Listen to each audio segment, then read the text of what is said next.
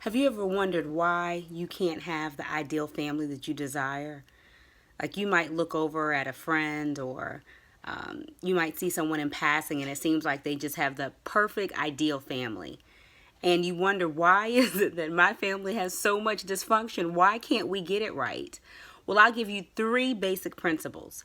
1, you have to set your vision for your family. You have to know what it is that you desire for your family. 2, you have to be willing to execute the things that you want to occur. 3, you have to set realistic expectations. You cannot have unrealistic expectations for your family. You have to have love, unconditional love, understanding, forgiveness. You cannot be judgmental. You have to be willing to see things through the eyes of others. These are all the things that you have to do for yourself in order to have the ideal family that you desire. We can't change other people, but we most certainly can change how we are. There may be things that you wish that your family did do or didn't do, but it starts with us. It's easy to look over the fence and say what someone else isn't doing, and if they were doing it, our family would be better, or our family wouldn't be this, or our family wouldn't be that. But what is it that we can do? What is it that you can do individually to make your family be better? I know sometimes we'll get in this tit for tat thing where we'll say, oh, if she called me, then I would call her, or if she supported me, I would support her, or if he hung out with me, then I would, call him more and try to hang out with him, or whatever the case is. We always can find a way to look at what someone else is not doing instead of looking at what we could do to get to the goal that we desire. So remember, the 3 things that you can do to make your family better and to have the ideal family that you desire is 1, set the vision. Know what the vision is for your family. 2, be willing to do the things that you need to do in order to help your family achieve the goal.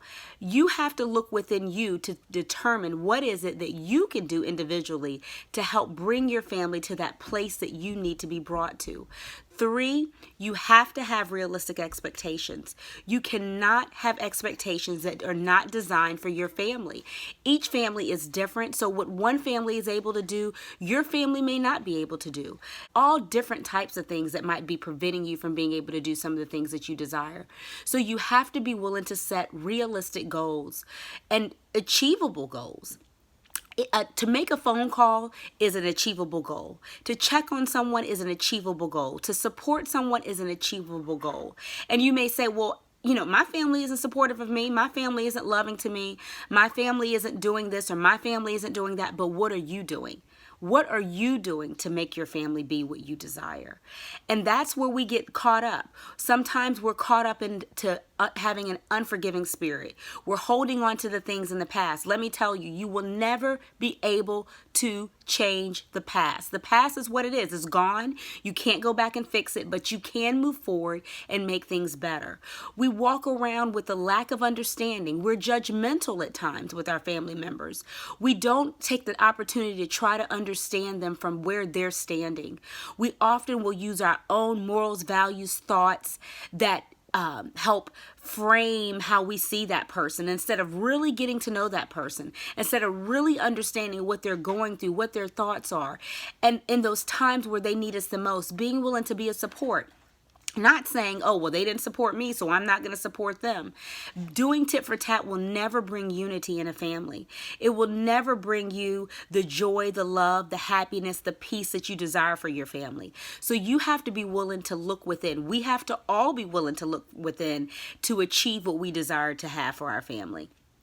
The other thing that will cause pain in our family is when we gossip about one another, when we say negative things about one another, when we're not encouraging, when we look down on the other, or we're jealous. Some of us, we treat our coworkers and our friends better than we do our relatives, and that should not be so. We treat the people in our homes or the people who are of our lineage, we treat them worse than we treat strangers, or we treat them worse than we treat the people that we work with.